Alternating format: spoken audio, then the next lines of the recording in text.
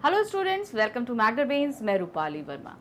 आज से यूईटी यानी कि common university entrance test Hindi language के जो हमारा सिलेबस चल रहा है उसमें आज हम शब्द संग्रह का पार्ट 1 यानी शब्द संग्रह के अंदर बहुत कुछ आ रहा है, तो उसे हमने पार्ट 1, पार्ट 2, पार्ट 3 में डिवाइड किया हुआ है।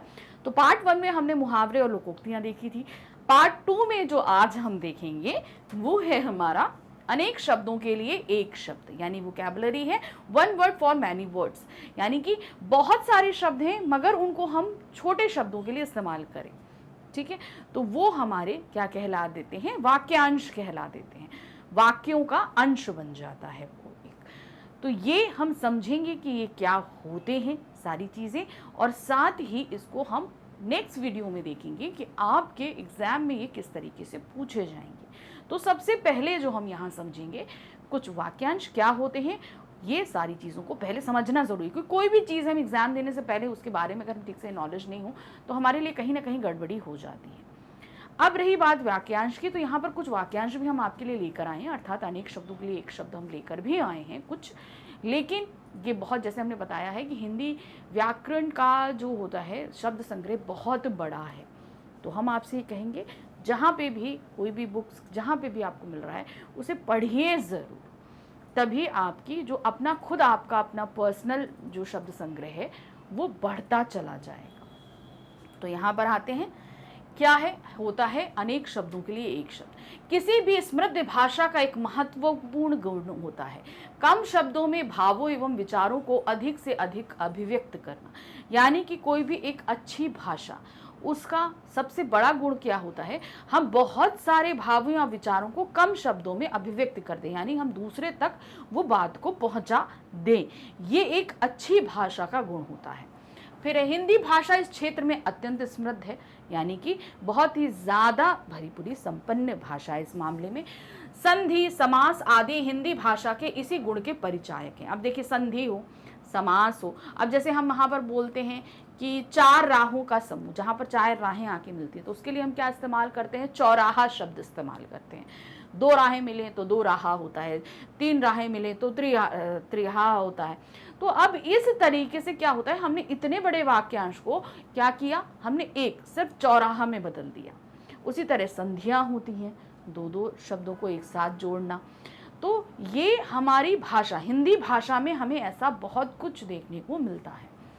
और इसी श्रेणी में वाक्यांश के लिए सार्थक शब्द भी समान रूप से सम्मिलित हैं, यानी कि हम कोई भी एक वाक्यांश है उसके लिए सही शब्द का चयन करना भी हिंदी भाषा में आप पूर्ण रूप से देखेंगे। कि मतलब अभी तो हमने यहाँ देखा कि कोई मुश्किल शब्द, जैसे हम बोल देंगे जिसका गला नीला है तो हम क्या बोलेंगे, नीलकंठ अर्थात शिव।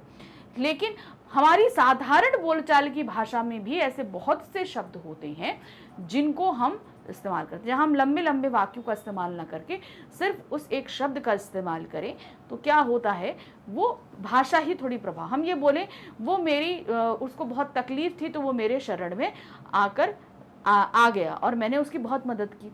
अब यहाँ पर मेरी शरण में आ गया तो क्या होगा, उसको बहुत तकलीफ थी, मेरे शरणागत में आया तो मैंने उसकी बहुत हेल्प करी। तो अब क्या हुआ, यहाँ पे हमने शरणागत इस्तेमाल किया है ना, इतने बड़े वाक्यांश के लिए। तो यहाँ पर भाषा भी प्रभावशाली बनी और बहुत ज़्यादा शब्दों को कहने की हमें आवश्यकता भी नहीं पड़ी। इसे अनेक शब्दों के लिए एक शब्द के नाम से भी जाना जाता है। वाक्यांश को हम कैसे जानते हैं, अनेक शब्दों के लिए एक शब्द के नाम से भी जानते हैं। तो ये तो हो गए हमारे क्या होते हैं अनेक शब्द के लिए एक शब्द। अब कुछ हम आपके लिए लेकर आए हैं, उनको पढ़ते हैं और समझते हैं। क्या है यहाँ पर, वाक्यांश क्या है और सार्थक शब्द क्या है।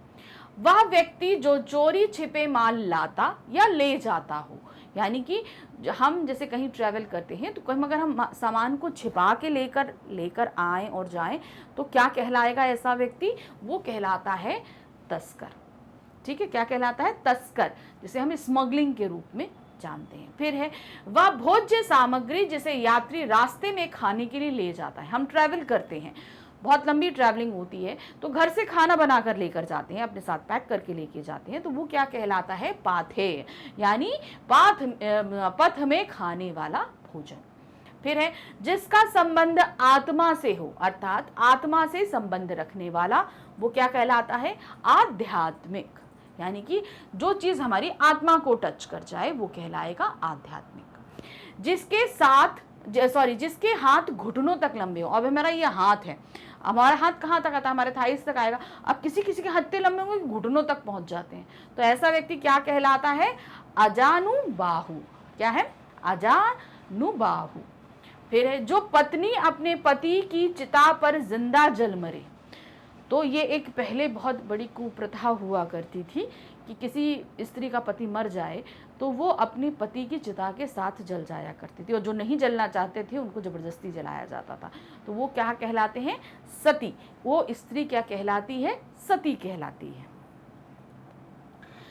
घटनाओं का काल क्रमानुसार तथ्य परख विवरण। यानी कि अब क्या है यहां पर ध्यान देखिए, काल मतलब समय के अनुसार सीक्वेंस में लगाना और हर एक चीज का तथ्य देना। तथ्य यानी सबूत देना कि ये इतने बजे हुआ तो इसकी कोई रसीद हमने इतने वहां पर लगा दी। तो वो क्या कहलाता है? हमारा इतिवृत्त। उसको हम बोलते हैं इतिवृत्त वर्णन। फिर अपनी स्थिति के मध्य होने वाली बातचीत। हम क्या बोल रहे हैं? हम जिस स्थिति में हैं उसके मध्य में हम कोई चीज बातचीत को शेयर कर रहे हैं, तो वो क्या कहलाएगा?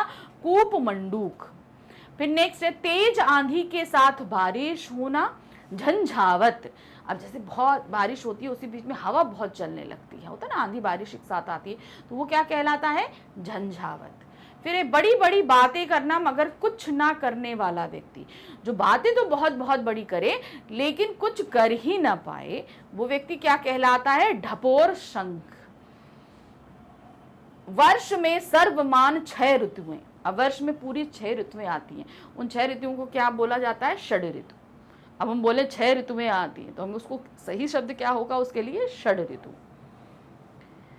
फिर है तांबे के रंग के समान लाल रंग। आपने कॉपर देखा है, तांबा मतलब क्या होता है? कॉपर। कॉपर के कलर की अगर कोई चीज है तो उसको हम क्या बोलते हैं? हम बोलते हैं ताम्र रक्त या ताम्र वर्णी। यानी कि कॉपर कलर हम बोलते हैं ना कि वो look like a copper colour, उसका कलर कैसे लगता है? जैसे कॉपर कलर है, तो हम उसको हिंदी में क्या बोलेंगे? ताम्रवर्णी या ताम्र रक्त। नेत्रहीन अर्थात अंधा व्यक्ति, जो ज्ञान नेत्र से देखता हो, अर्थात देखने में तो वो अंधा है लेकिन उसके ज्ञान चक्षु बहुत तेज है, अर्थात उसकी नॉलेज बहुत अच्छी है। तो जो चीज हमारी आंखें होते हुए हम नहीं देख पाते वो व्यक्ति अपनी आंखों से बहुत अच्छे से देख सकता है, तो वो क्या कहलाता है? दिव्य दृष्टा। फिर है पुत्र बेटी की पुत्री, यानी कि पुत्र की या बेटी की पुत्री क्या कहलाएगी? दोहित्री। उत्तम आचरण वाला व्यक्ति मतलब जिसका आचरण बहुत अच्छा हो, सदाचारी। 16 साल आयु की किशोरी, यानी कि 16 साल वाली की जो लड़की होती है उसको क्या बोलते हैं? षोडशी। संदेश लाने या ले जाने वाला व्यक्ति, कोई मैसेंजर जिसको हम बोलते हैं वो क्या कहलाता है? संदेश वाहक। फिर है शपथ पूर्वक दिया हुआ लिखित बयान, यानी कि हम अपनी शपथ के साथ कोई बयान दे रहे हैं तो वो क्या होगा? हलफनामा। मिठाई निर्माता एवं विक्रेता, यानी जो मिठाई बनाए और बेचे, हलवाई। हस्त से लिखा हुआ अर्थात हमारे हाथ से लिखा हुआ क्या कहलाएगा? हस्त लिखित। हृदय से, अगर मेरी हृदय से कोई बात है तो वो क्या होगा? हार्दिक। जो चरित्रवान हूं, सत चरित्र। समान जाति का, एक ही जाति के लोग हों, क्या होता है? सजातीय। हम जैसे हमें कहीं जाए तो हमारी जाति का कोई व्यक्ति मिल जाए तो हम क्या बोलेंगे? आज हमें सजातीय व्यक्ति मिला था। किसी के विरुद्ध गोपनीय रूप से की जाने वाली गतिविधि, किसी से हम छिपा कर और उसी के खिलाफ कोई काम कर रहे हो तो क्या कहलाता है? वो षड्यंत्र। फिर है भूत, वर्तमान और भविष्य, ये तीनों काल क्या कहलाते हैं एक साथ? त्रिकाल। जिसके 3 कोण हो, यानी कि 3 साइड्स हो आपके, क्या कहलाता है? त्रिकोण, यानी कि ट्राइंगल।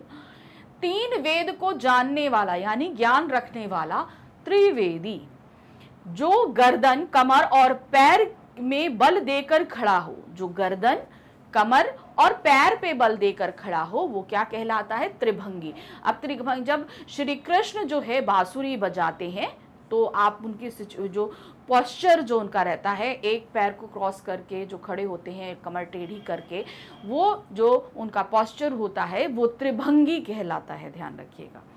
100 वर्षों की अवधि, 100 वर्षों की अवधि शताब्दी, 100 का समूह यानी कि कोई चीज 100 है उसका समूह क्या कहलाएगा, शतक, जिसे आप सेंचुरी बोलते हैं, है ना। क्रिकेट तो आप सभी देखते होंगे, तो जब 100 रन लगते हैं तो हम क्या बोलते हैं, सेंचुरी, ठीक है।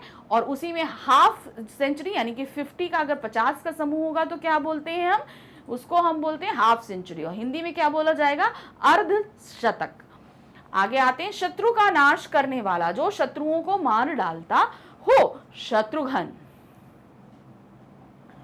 फिर है क्षमा यानी माफी के योग्य, कोई व्यक्ति ने गलत किया है, वो माफी चाह रहा है और वो माफी के योग्य भी है, हमें माफ कर देना चाहिए, तो वो माफी के योग्य जो होगा वो क्या होगा, क्षम्य। जहां पृथ्वी और आकाश मिलते दिखाई दे, कोई ऐसी जगह नहीं है जहां पृथ्वी और आकाश मिलते हों लेकिन हमें दिखाई देते हैं, एक्चुअल में वो जगह नहीं होती लेकिन दिखता है। आप दूर कहीं पे भी देखोगे तो जहां पृथ्वी दिख रही है जैसे लगेगा आसमान भी वहीं आकर मिल रहा है, तो वो जगह आपकी क्या कहलाती है, होराइजन। होराइजन को हम हिंदी में क्या बोलते हैं, क्षितिज। जाना बतलाया हुआ यानी कि ऐसी चीज जिससे हम अवेयर हो, हम जानते हो, तो क्या होगा, ज्ञापित या ज्ञाप्त। जो जाना ना जा सके, जो जाना जा सके या जानने योग्य हो, ज्ञातव्य। जो जानता हो, ज्ञाता। अब देखिए दो अलग, सारी 3 चीजें हैं, तीनों अलग अलग है, ध्यान दीजिएगा इन पे। फिर है शुद्ध ज्ञान की प्राप्ति का योग्य, यानी कि जहां पर हम जो है सॉलिड एजुकेशन जिसको हम बोलते हैं वो हम प्राप्त करें तो वो क्या होता है, ज्ञान योग्य कोई चीज होती है। फिर है शरण यानी कि हमारे आश्रय में आया हुआ व्यक्ति क्या कहलाएगा, शरणागत। हमारे शरण में आया हुआ क्या कहलाता है, शरणागत। तो देखिए यहां पर हमने आपको बताया कि वाक्यांश क्या होते हैं, साथ ही कुछ ऑप्शंस भी बता दिए। अब ये बहुत सारे होते हैं, कहीं पर मिले प्लीज इनको आप पढ़ते रहिएगा। हम आपसे यही चीज कह रहे हैं, बार बार इन चीजों को जितना आप पढ़ोगे आपका अपना शब्द भंडार जो है वो बढ़ता रहेगा। तो जितना हम पढ़ा चुके हैं या ये जो वीडियो आप देख रहे हो या इसके आगे आने वाले वीडियोस है CUET से रिलेटेड, ये सब आपको मिलेंगे कहाँ, ये सब आपको मिलेंगे हमारे चैनल मैग्नेट ब्रेन्स पे, ठीक है। आप मैग्नेट ब्रेन पे दे सकते हो, यूट्यूब पे जाकर आप सर्च कर सकते हो, आपको सब भी जगह मिलेगा। इसका ऐप है, आप ऐप डाउनलोड कर सकते हैं, तो उसमें आप जैसे आएंगे तो इस तरीके का पेज अपेयर होगा, आपको सिर्फ वहाँ पर आना है CUET पे आप जैसे ही आएंगे इस तरीके से CUET के आपके सभी सब्जेक्ट आपको दिखाई देंगे। आप यहाँ पर आएंगे हिंदी को क्लिक करते ही आपके सामने हिंदी की पूरी प्लेलिस्ट होगी। अब आपको करना क्या है, जो भी आप चीज़ें देखना चाहते हैं उसे क्लिक करिए, उसके अंदर लेक्चर्स हैं, जो लेक्चर आपको देखना है उसे क्लिक करिए, क्लिक करते ही आपका इस तरीके से वीडियो स्टार्ट हो जाएगा। वीडियो देखिए, अपनी CUET की प्रिपरेशन बहुत अच्छे से कीजिए। आगे भी और भी जो है वीडियोस लेकर आ रही हूँ टॉपिक से रिलेटेड, और साथ ही कुछ प्रैक्टिस पेपर्स भी लेके आऊँगी, तो be connected. Thank you for watching, bye bye.